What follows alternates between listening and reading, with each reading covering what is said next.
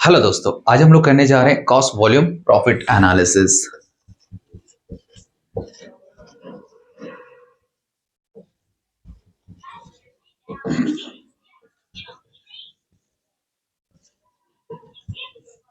So guys, basically यहाँ पर जैसे कि नाम से ही इस टॉपिक में क्लियर होता है कि सबसे पहले हम लोगों को आइडेंटिफाई क्या करना है। यहाँ पर जो एनालिसिस करना है वो है cost volume profit analysis. That's mean एक प्रोडक्शंस में होने वाले किसी पर्टिकुलर प्रोडक्ट की जो सेलिंग है, जो क्वांटिटीज है, उस क्वांटिटी से रिलेटेड और उस पर होने वाला जो हमारा प्रॉफिट है, उस प्रॉफिट को कॉस्ट, क्वांटिटी एंड प्रॉफिट का जब एनालिसिस किया जाता है उसी को यहाँ पर कहा जाता है cost volume profit analysis.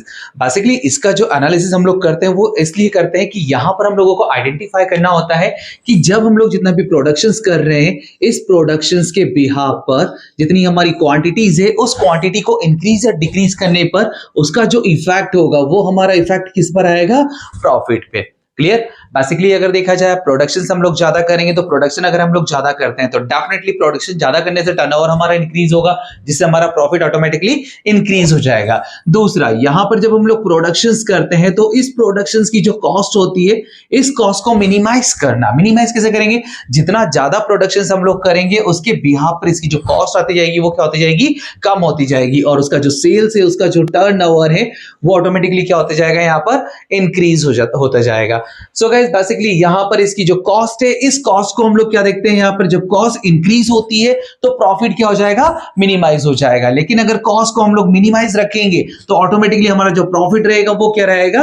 Maximise होता जाएगा। ठीक है, तो बेसिकली यहां पर जो कॉस्ट वॉल्यूम जो एनालिसिस हम लोगों को करना है, कॉस्ट वॉल्यूम एनालिसिस हम लोगों को आइडेंटिफाई करने के लिए सबसे बेसिकली जो पॉइंट है वो है मार्जिनल के बिहाफ पर। एक ऐसा पर्टिकुलर पॉइंट जहां पर हम लोगों को आइडेंटिफाई करना है कि हमें ज्यादा से ज्यादा प्रॉफिट कमाने के लिए क्या करना होगा। तो इसके जो फैक्ट है उन फैक्ट को हम लोग यहां पर ध्यान में रख सकते हैं। तो बेसिकली इसका जो फैक्ट आएगा वो फैक्ट है कि पर्टिकुलर जो टर्नओवर है हमारा, उस टर्नओवर के बिहाफ पर, दैट्स मीन अगर हम हमारे टर्नओवर को इंक्रीज करेंगे या डिक्रीज करेंगे तो उस पर होने वाले प्रॉफिट से रिलेटेड हम लोग क्या करेंगे? यहां पर आइडेंटिफिकेशंस करेंगे कि टर्नओवर में, सेल्स में अगर इंक्रीज या डिक्रीज किया जाता है तब हमारा कितना प्रॉफिट होगा। उस प्रॉफिट को हमें क्या करना है? यहां पर आइडेंटिफाई करना है। कब? टर्नओवर के बिहाफ पर। ओके, नाउ सेकंड कंडीशंस में हम लोग यहां पर देखेंगे कि सेकंड कंडीशंस में क्या है।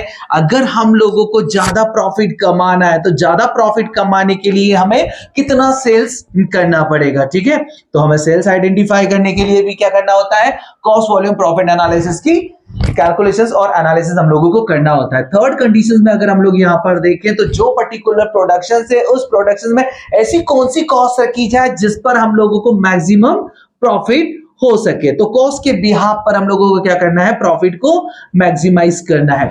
तो इन सारे कैलकुलेशंस के लिए, इन सारे फैक्ट के लिए, या फिर एक चीज और इसमें हम लोग ऐड कर सकते हैं कि फ्यूचर्स में अभी रिसेंटली हमारा जो प्रॉफिट हो रहा है उस प्रॉफिट को इंक्रीज करने के लिए हमें कितनी सेल्स या कितना टर्नओवर करना चाहिए, या फिर एक डिजायर्ड प्रॉफिट अर्न करने के लिए हमें कितनी यहां पर जो रहेगा सेल्स कितनी करनी चाहिए, कितनी यूनिट्स का प्रोडक्शन करना चाहिए, कितना ट्रांजैक्शन करना चाहिए, कितना टर्नओवर करना चाहिए।